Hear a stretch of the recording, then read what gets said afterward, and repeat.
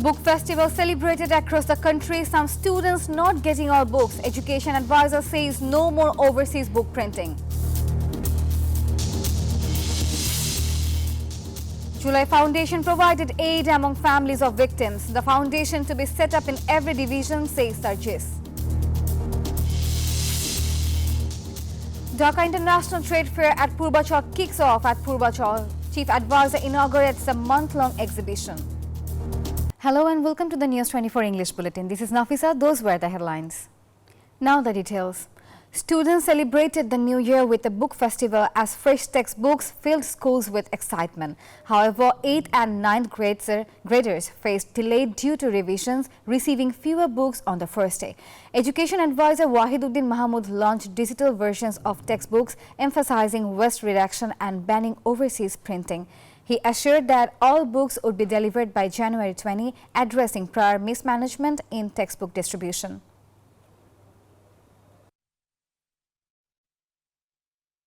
A new year begins with hopes for rebuilding the country's fragile systems. The interim government faces pressure to address law enforcement, the economy and governance. Experts noted a slight drop in crime rates but stressed deeper reforms. Inflation remains over 11%, impacting investment and production. Analysts emphasized election reforms to meet youth demands. Despite challenges, experts remain cautiously optimistic about overcoming obstacles in 2025 through strategic policies and governance improvements.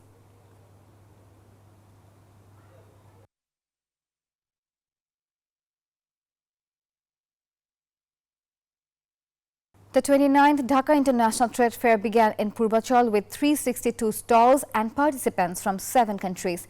Chief Advisor Dr. Muhammad Yunus inaugurated the month-long event, highlighting it as a platform for entrepreneurship and creativity.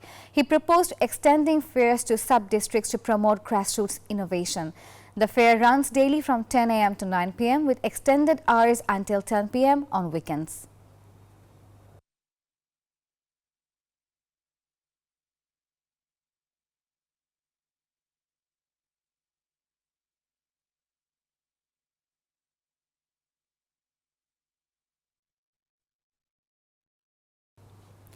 The Chief Prosecutor of the International Crimes Tribunal, MD Tajul Islam, stated that 2025 will be the year of trials of former Prime Minister Sheikh Hasina and Awami League for crimes against humanity. He emphasized that the trials involving cases of murder, abduction and enforced disappearances over the past 16 years will begin soon after the completion of infrastructure work and approval from the Chief Justice.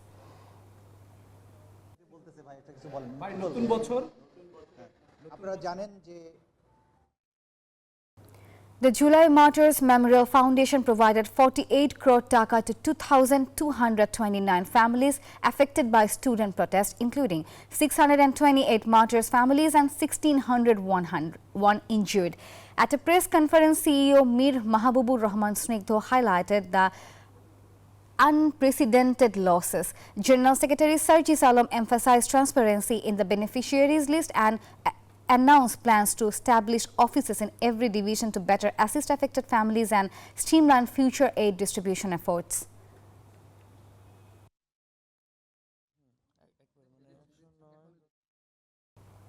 Leaders at a roundtable hosted by Bangladesh Pratidin stressed the need for political reform to build a new Bangladesh. Held at Bosundhara City Conference Hall, the event included representatives from BNP, Jamaat-e Islami and other parties. Speakers urged unity to prevent renewed political conflicts and the return of fascism. They emphasized addressing extortion and land grabbing, calling for qualitative political change to move the nation forward.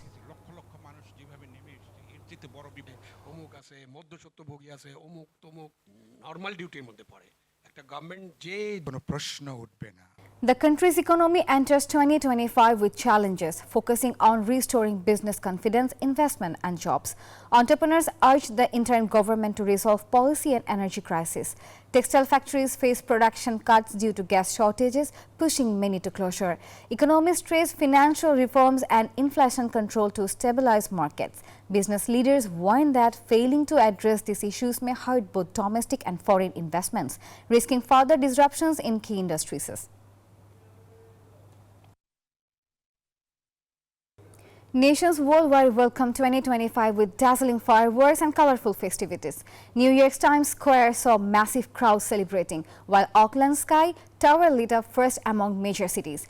Sydney's harbour hosted a grand fireworks display, drawing over 1 million people. However, in parts of the Middle East, including Syria and Gaza, celebrations were overshadowed by ongoing conflicts, leaving hopes for peace as the New Year's primary wish.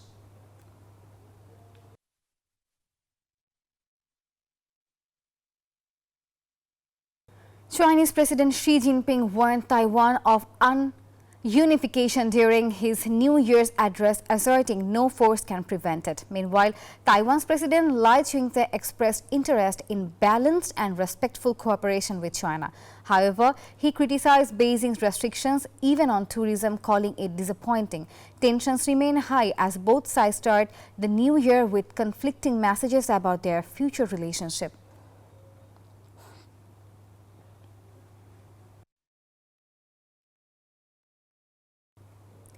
Bangladesh's women's under-19 cricket team heads for the T20 World Cup, departing tomorrow. Ahead of the journey, coach Sarwar Iman expressed optimism, highlighting the team's strong performance in batting, bowling and fielding. Captain Sumaya Akhtar, aiming to overcome the Asia Cup final loss, is determined to perform well in the global tournament. The under-19 Women's T20 World Cup will take place in Malaysia from January 18.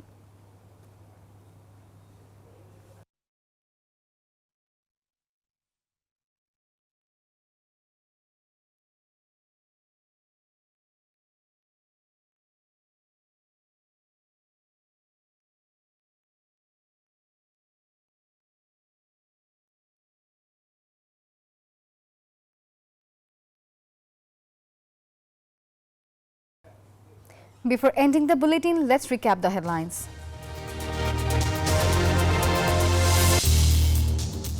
Book festival celebrated across the country. Some students not getting all books. Education advisor says no more overseas book printing. July Foundation provided aid among families of victims. The foundation to be set up in every division, says Sargis. And Dhaka International Trade Fair at Purbachal kicks off at Purbachal. Chief Advisor inaugurates the month-long exhibition. And that's all from the newsroom today. Thank you for watching News 24. Please stay with us.